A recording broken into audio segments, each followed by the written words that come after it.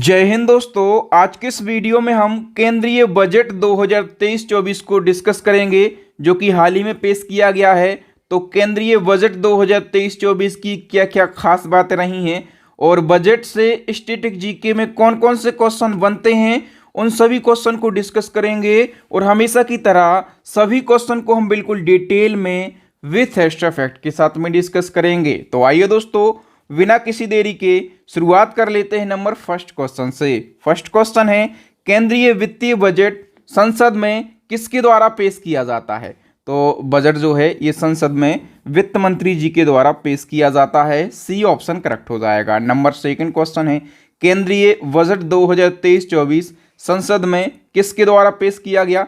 तो वित्त मंत्री जी के द्वारा पेश किया जाता है। और वर्तमान में जो हमारी केंद्रीय वित्त मंत्री हैं उनका नाम क्या है? निर्मला सीतारमण। ओके, तो इन्हीं ने केंद्रीय बजट 2023-24 पेश किया है।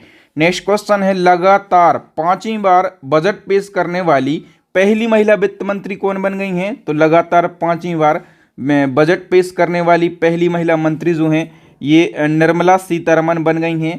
बी ऑप्शन हमारा करेक्ट आंसर हो जाएगा। और जो निर्मला सीतारमण हैं इन्होंने पहला बजट कब पेश किया था?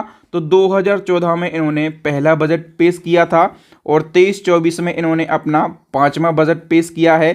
और हम बात करें कि मोदी सरकार का इन्होंने कौन सा बजट पेश किया है, तो मोदी सरकार का इन्होंने 11वां बजट पेश किया है। नेक्स्ट क्वेश्चन है, किस महिला प्रधानमंत्री ने संसद में पहली बार बजट पेश किया था? तो संसद में पहली बार बजट पेश किया था इंदिरा गांधी ने। ठीक है, सी ऑप्शन करेक्ट हो जाएगा। और कब इन्होंने बजट पेश किया था? तो 1970 में। और ये उस टाइम कौन थी? तो उस टाइम ये प्रधानमंत्री थी और वित्त मंत्री का इनके पास में अतिरिक्त प्रभार था। नेक्स्ट क्वेश्चन है, बजट पेश करने वाली पहली महिला कौन थी? बजट पेश करने वाली पहली महिला पूछा जाए तो वो भी कौन थी? इंदिरा गांधी थी। सी ऑप्शन करेक्ट हो जाएगा। मैंने आपको बताया कि जब इन्होंने 1970 में बजट पेश किया था तब ये कौन थी? तब ये प्राइम मिनिस्टर थी और इनके पास में फाइनेंस मिनिस्टर का एडिशनल चार्ज था। यानी कि ये फुल्ली फाइनेंस मिनिस्टर नहीं थी, पूर्णकालिक वित्त मंत्री नहीं थी, ये पीएम थी और फाइनेंस मिनिस्टर का एडिशनल चार्ज रहते हुए इन्होंने बजट पेश किया है। सी ऑप्शन करेक्ट हो जाएगा। अब आपसे पूछा जाएगा कि केंद्रीय बजट पेश करने वाली पहली महिला पूर्णकालिक वित्त मंत्री कौन बनी है? तो पहली महिला पूर्णकालिक वित्त मंत्री जो हैं ये निर्मला सीतारमण बनी। और निर्मला सीतारमण ने अपना पहला बजट कब पेश किया? 2014 में पेश किया। नेक्स्ट क्वेश्चन, सर्वाधिक बार बजट पेश करने वाली महिला वित्त मंत्री कौन बन गई हैं? तो सबसे ज़्यादा बार बजट पेश करने वाली जो महिला वित्त मंत्री हैं ये निर्मला सीतारमण बन गई हैं। इन्होंने अब तक टोटल 5 बार बजट पेश किया। नेक्स्ट क्वेश्चन है, सर्वाधिक बार यानी कि 10 बार बजट पेश करने वाले वित्त मंत्री कौन हैं जिन्होंने सबसे ज़्यादा बजट पेश किया है? उनका नाम है Morarji Desai. D option correct हो जाएगा। ठीक है, इन्होंने कितने बार बजट पेश किया है? 10 बार। और हम बात करें पी चिदम्बरम भी हैं। ठीक है, तो पी चिदम्बरम ने कितनी बार बजट पेश किया है? 8 बार। लेकिन सबसे ज़्यादा मोरारजी देसाई ने पेश किया है कितनी बार? 10 बार पेश किया है। नेक्स्ट क्वेश्चन, भारत के संविधान में किस शब्द का उल्लेख नहीं है? ये क्वेश्चन मोस्ट इंपोर्टेंट क्वेश्चन है, इसमें आप 5 स्टार मार्क कर लीजिए। तो जो बजट शब्द है, चाहे हम हिंदी में बात करें चाहे इंग्लिश में, इस शब्द का कहीं पर भी उल्लेख नहीं है। वी ऑप्शन हमारा करेक्ट हो जाएगा। देखिए दोस्तों, भारतीय संविधान का एक अनुच्छेद है, इस अनुच्छेद को याद रखना, अनुच्छेद 112। और इसमें वार्षिक वित्तीय विवरण का उल्लेख किया गया है और इंग्लिश में इसको क्या कहते हैं? तो एनुअल फाइनेंशियल स्टेटमेंट का उल्लेख किया गया है। ठीक है, और इसी को हम आमतौर पर क्या बोल देते हैं? बजट बोल देते हैं। ठीक है, लेकिन बजट शब्द का संविधान में कहीं पर भी उल्लेख नहीं किया गया है। ये क्वेश्चन हमेशा पूछा जाता है घुमा फिरा कर। याद रखना, अनुच्छेद 112 में वार्षिक वित्तीय विवरण का उल्लेख मिलता है। इंग्लिश में इसको एनुअल फाइनेंशियल स्टेटमेंट बोलते हैं और हम अपनी आम भाषा में इसको बजट बोल देते हैं। लेकिन बजट शब्द का संविधान में कहीं पर भी उल्लेख नहीं है। यहाँ पर लिखा है विनियोग विधेयक, इसका उल्लेख संविधान के किस अनुच्छेद में किया गया है? तो अनुच्छेद 114 में। भारत की संचित निधि की बात करेंगे कि इसका उल्लेख किस अनुच्छेद में किया गया है? तो अनुच्छेद 226 में। नेक्स्ट क्वेश्चन है, भारतीय बजट व्यवस्था का जनक किसे माना जाता है? मोस्ट इंपोर्टेंट क्वेश्चन है, जेम्स विल्सन के लिए भारतीय बजट व्यवस्था का जनक माना जाता है। क्यों? क्योंकि उन्होंने 7 अप्रैल 1860 को, याद रखना, इन्होंने 7 अप्रैल 1860 को ब्रिटिश भारत का पहला बजट पेश किया था, इसलिए इनको भारतीय बजट व्यवस्था का जनक माना जाता है। अब क्वेश्चन आपसे पूछा जाएगा कि गणतंत्र भारत का प्रथम बजट किसने पेश किया था? तो गणतंत्र भारत का पहला बजट जो है ये जॉन मथाई के द्वारा पेश किया गया था। बी ऑप्शन करेक्ट हो जाएगा। दोस्तों यहां से 3 प्रकार के क्वेश्चन पूछे जाते हैं और तीनों प्रकार के जो क्वेश्चन हैं इनको आप नोट डाउन कर लीजिए अपनी नोटबुक में और अपने दिमाग में। पहला क्वेश्चन पूछा जाता है, ब्रिटिश भारत का प्रथम बजट कब पेश किया गया? 7 अप्रैल 1867 को। और किसके द्वारा पेश किया गया? तो जेम्स विल्सन के द्वारा। और इसलिए जेम्स विल्सन को क्या कहा जाता है? भारतीय बजट व्यवस्था का जनक कहा जाता है। दूसरा क्वेश्चन आपसे पूछा जाता है कि स्वतंत्र भारत का प्रथम बजट कब पेश किया गया? 26 नवंबर 1947 को। और आर के षणमुखम शेट्टी के द्वारा ये पेश किया गया। फिर पूछा जाता है कि गणतंत्र भारत का प्रथम बजट 28 फरवरी 1950 को पेश किया गया। किसके द्वारा? जॉन मथाई के द्वारा। तो इन 3 क्वेश्चन का आप स्क्रीनशॉट ले लीजिए। ये क्वेश्चन हमेशा स्टैटिक में पूछे ही जाते हैं। अब बताइए बजट शब्द का अर्थ क्या होता है? तो बजट शब्द का अर्थ होता है चमड़े का थैला। नेक्स्ट क्वेश्चन, वर्ष 1948-1949 के बजट में पहली बार अंतरिम शब्द का प्रयोग किसने किया? इसका सही आंसर हो जाएगा दोस्तों ऑप्शन बी, आर के षणमुखम शेट्टी ने। नेक्स्ट क्वेश्चन है, बजट शब्द की उत्पत्ति किस शब्द से हुई है? आप लोग भी आंसर लगाइए। बजट शब्द जो है ये किस भाषा से इसकी उत्पत्ति हुई है? सही आंसर हो जाएगा दोस्तों ऑप्शन डी, फ्रेंच भाषा से। नेक्स्ट क्वेश्चन है, किस प्रधानमंत्री ने संसद में पहली बार बजट पेश किया था? तो ऐसे प्रधानमंत्री थे जवाहरलाल नेहरू, जिन्होंने संसद में पहली बार बजट पेश किया था। और हम बात करें कि किस वित्त वर्ष में इन्होंने पहली बार बजट पेश किया था, तो 1958-1959 में। ये तत्कालीन वहाँ के, मतलब ये हमारे देश के प्राइम मिनिस्टर थे, ठीक है। और इनके पास में क्या था? तो इनके पास में वित्त मंत्रालय का एडिशनल चार्ज था, ठीक है। यही कारण है कि पीएम मोदी जी देश के ऐसे पहले प्रधानमंत्री बने जिन्होंने प्रधानमंत्री रहते हुए बजट पेश किया है। ए ऑप्शन करेक्ट हो जाएगा। अब आप बताइए कि भारत के कितने ऐसे प्रधानमंत्री हुए हैं जिन्होंने प्रधानमंत्री रहते हुए बजट पेश किया? तो दोस्तों 3 ही ऐसे प्रधानमंत्री हुए हैं। एक तो मैंने आपको बताया पहले प्रधानमंत्री हुए थे जवाहरलाल नेहरू साहब, ठीक है। दूसरे कौन थे? तो दूसरे थे राजीव गांधी साहब। और तीसरी कौन थी? तो इंदिरा गांधी थी। ओके, नेक्स्ट क्वेश्चन है, अपने जन्मदिन पर 2 बार बजट पेश करने वाले देश के एकमात्र वित्त मंत्री बताइए। कौन है? इसका सही आंसर हो जाएगा दोस्तों Morarji Desai. A option correct हो जाएगा। दोस्तों याद रखना, जो मोरारजी देसाई हैं इनका जन्म हुआ था 29 फरवरी 1896 को, ठीक है। और 29 फरवरी आप लोगों को पता होगा ये हर 4 साल में एक बार पड़ता है, मतलब ये लीप ईयर आने के बाद ही पड़ता है। ओके, तो मोरारजी देसाई ने केवल अपने जन्म दिवस पर 2 बार बजट पेश किया है। एक तो 1964 में इन्होंने अपना बजट पेश किया और दूसरा 1968 में। और दोनों के दोनों क्या हैं? तो दोनों ये जो वर्ष हैं ये लीप ईयर हैं।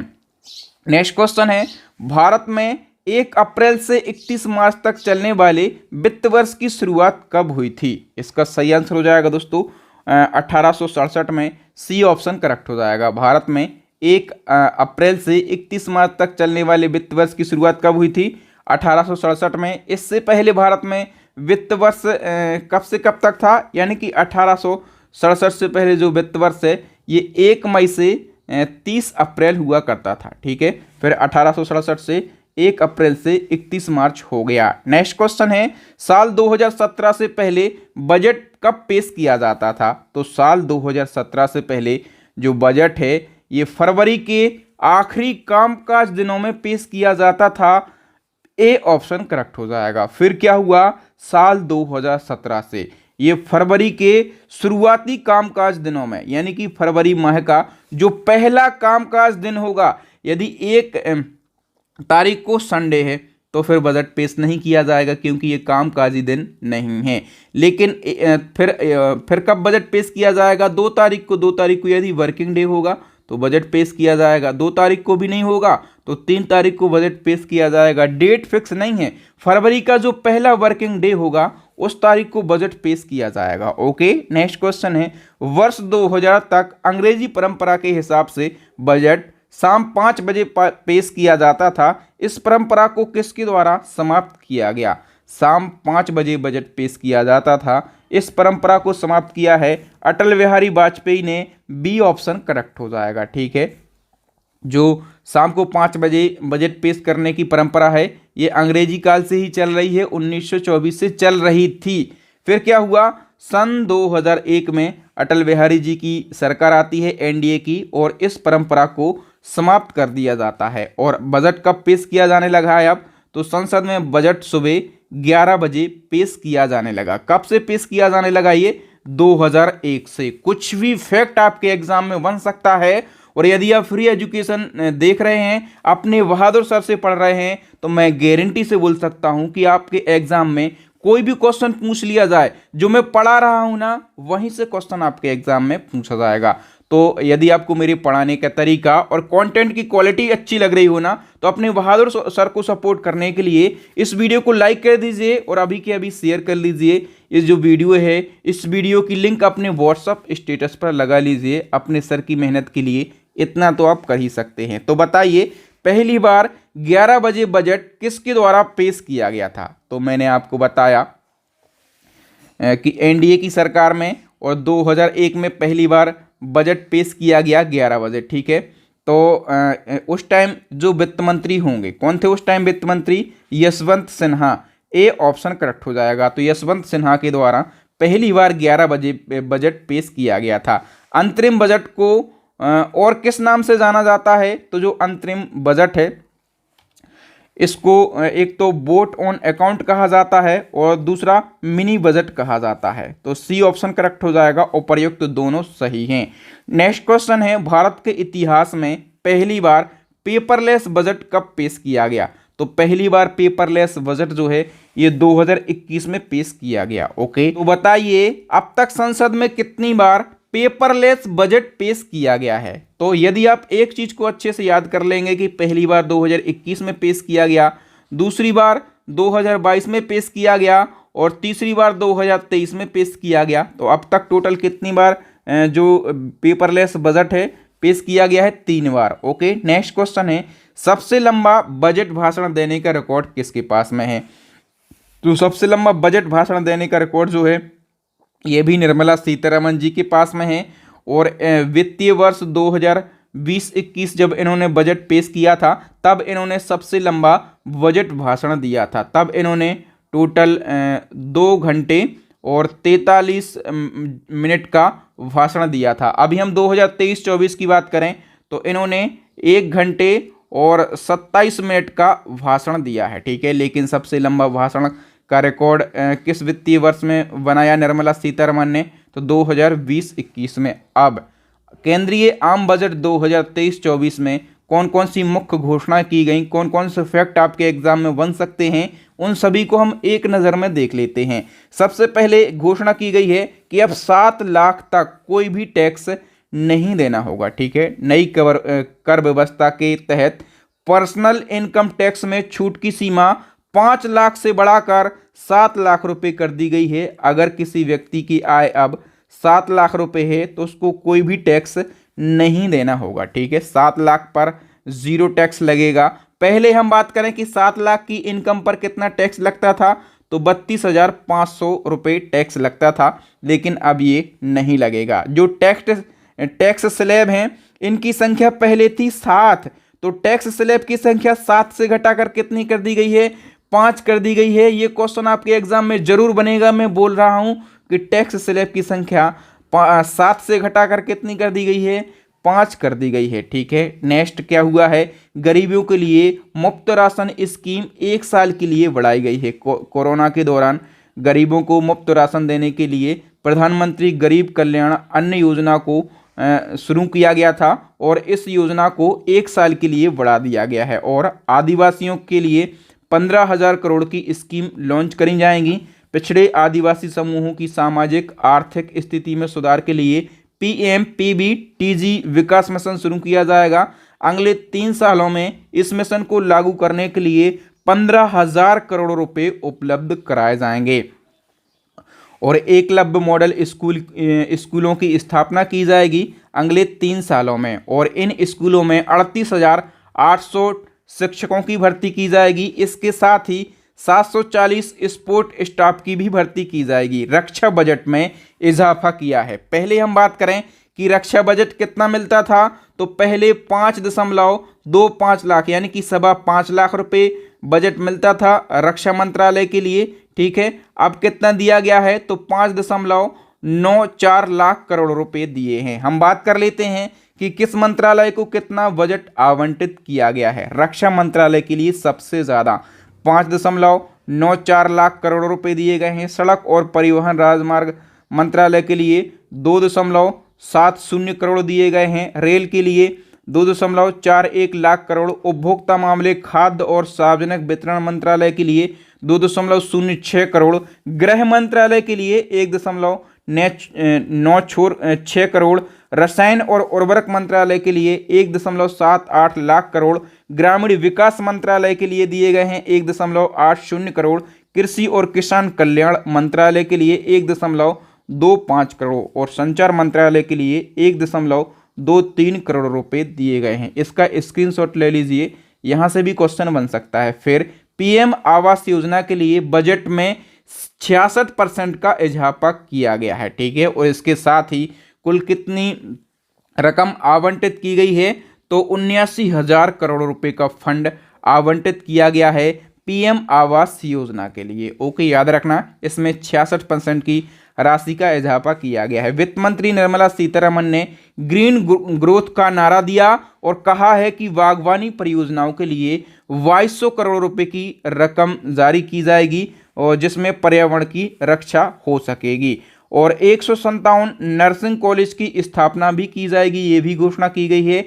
नेशनल चाइल्ड लाइब्रेरी की शुरुआत होगी जिससे छात्रों को डिजिटल लाइब्रेरी के जरिए हिंदी एवं इंग्लिश में बेहतर शिक्षा दी जाएगी। जो पैन कार्ड होता है इसको पहचान पत्र के तौर पर मान्य किया जाएगा, यानी कि अब अभी तक क्या हो रहा है कि पैन कार्ड को एज अ आईडी प्रूफ नहीं माना जाता, लेकिन अब पैन कार्ड को आईडी प्रूफ माना जाएगा। ओके, कृषि ऋण लक्ष्य को बढ़ाकर 20 लाख करोड़ रुपए कर दिया जाएगा जिससे पशुपालन, मत्स्य और डेयरी पर अधिक ध्यान दिया जाएगा और प्राकृतिक खेती पर जोर दिया जाएगा। इसमें अगले 3 सालों में 1 करोड़ किसानों को मदद मुहैया कराई जाएगी ताकि वह प्राकृतिक खेती को अपना सकें और साथ ही 10,000 वायु इनपुट संस्थान केंद्रों की स्थापना करी जाएगी।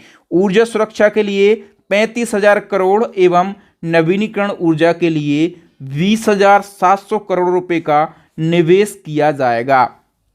प्रधानमंत्री कौशल विकास योजना 4.0 को लॉन्च किया जाएगा जिसके जरिए 30 स्किल इंडिया इंटरनेशनल सेंटर देश भर में खोले जाएंगे। अब आप लोग कहेंगे कैसे क्वेश्चन पूछे जाते हैं, ये इस प्रकार से क्वेश्चन पूछे जाते हैं कि केंद्रीय बजट 2023-24 के अनुसार कितने स्किल इंडिया सेंटर खोले जाएंगे देश भर में, तो आप कहेंगे 30 स्किल इंडिया सेंटर खोले जाएंगे। ओके, इसी प्रकार के क्वेश्चन पूछे जाते हैं, इसलिए हर एक घोषणा को, हर एक फैक्ट को बहुत ही अच्छे से आप देखते चलिएगा, याद करते चलिएगा और अपनी नोटबुक में नोट डाउन भी करते चलिएगा। नेशनल हाइड्रोजन मिशन के तहत में 5 मीट्रिक मिलियन टन ऊर्जा मुहैया कराने का लक्ष्य रखा गया है। इसके लिए 19,700 करोड़ रुपए भी आवंटित किए गए हैं। 5G सेवाओं के विकास के लिए 1,000 लैब की स्थापना की जाएगी और AI के लिए, AI यानी कि आर्टिफिशियल इंटेलिजेंस यानी कि कृत्रिम बुद्धिमत्ता के लिए 3 सेंटर ऑफ एक्सीलेंस की स्थापना करी जाएगी। ये मोस्ट इंपॉर्टेंट है, इसको जरूर याद रखना। नेक्स्ट क्या है कि सिगरेट पर लगने वाली कस्टम ड्यूटी को बढ़ा दिया गया है। ठीक है, ये बहुत ही अच्छा काम किया है। तो सिगरेट के दाम जो हैं इसमें अब बढ़ोतरी होगी। महिलाओं के लिए नई बचत योजना का ऐलान किया गया है जो कि 2 सालों के लिए यानी कि मार्च 2025 तक चलाई जाएगी। वरिष्ठ नागरिक बचत योजना की सीमा को बढ़ाकर 9 लाख रुपए कर दिया गया है। पहले ये सीमा कितनी थी, तो 4.5 लाख रुपए थी। नेक्स्ट घोषणा है राजकोषीय घाटा कम करने का लक्ष्य रखा गया है, यानी कि राजकोषीय घाटे को 2025-26 तक जीडीपी में 4.5% तक लाने का लक्ष्य रखा गया है। ठीक है, तो ये प्रमुख घोषणाएं की गई हैं बजट 2023-24 में, तो इनको आप जरूर याद रखना। और दोस्तों, यदि आप चाहते हैं कि पूरे साल के करंट अफेयर्स के इंपॉर्टेंट टॉपिक को पढ़ना कम समय में और क्विक रिवीजन करना, तो आप हमारी ई बुक को जरूर बाय कर लीजिए। जिस प्रकार से हम यहाँ पर डिटेल में और आसान भाषा में आपको पढ़ा रहे हैं, पूरा का पूरा कंटेंट साल भर का, इसी प्रकार से आपको मिल जाएगा हमारी ई बुक के अंदर। इस ई बुक में 60 से ज़्यादा टॉपिक हैं और हम बात करें कि 5000 से ज़्यादा डिटेल क्वेश्चन इस ई बुक के अंदर दिए गए हैं। तो मैं गारंटी से बोल सकता हूं कि आप किसी भी एग्जाम की तैयारी कर रहे हो, यदि आप हमारी ई बुक से तैयारी करते हैं तो आप उस एग्जाम में अच्छा स्कोर करके आएंगे, उस एग्जाम में सिलेक्शन लेके आएंगे। अंतिम क्वेश्चन आपके लिए चैलेंजिंग क्वेश्चन है, इसका आंसर आपको कमेंट सेक्शन में कमेंट करके बताना है कि बताइए हॉकी इंडिया के नए अध्यक्ष कौन बन गए हैं। आपके लिए 4 ऑप्शन दिए गए हैं, तो यदि आप चाहें तो हॉकी इंडिया के बारे में डिटेल लिख सकते हैं और अभी बताइए कि हॉकी वर्ल्ड कप जो हुआ है 2023 में, ये किसने जीता है। और यदि आपको हॉकी वर्ल्ड कप के बारे में डिटेल से पढ़ना है तो आइए हमारी करंट अफेयर्स की प्लेलिस्ट को विजिट कीजिए। आपको करंट अफेयर्स की प्लेलिस्ट की लिंक कहां पर मिल जाएगी, वीडियो के डिस्क्रिप्शन में। और आप हमारी मेहनत को सपोर्ट करने के लिए वीडियो को लाइक कर दीजिए। इस वीडियो की जो लिंक है इसको कॉपी करके अपने स्टेटस पर तो लगा लीजिए। इतना तो आप कर ही सकते हैं, मैं आप लोगों के लिए इतनी मेहनत करता हूं, तो आप 5 सेकंड का या 1 मिनट का समय तो मेरे लिए दे ही सकते हैं। और जो न्यू स्टूडेंट हैं वो हमारे चैनल को सब्सक्राइब कर लें ताकि इसी प्रकार के न्यू वीडियो का नोटिफिकेशन आपको मिल सके, आप टाइम टू टाइम और सबसे पहले हमारे वीडियो देख सकें। साथ में बेल आइकन भी दबा लीजिए। थैंक यू दोस्तों, जय हिंद, जय भारत, वंदे मातरम।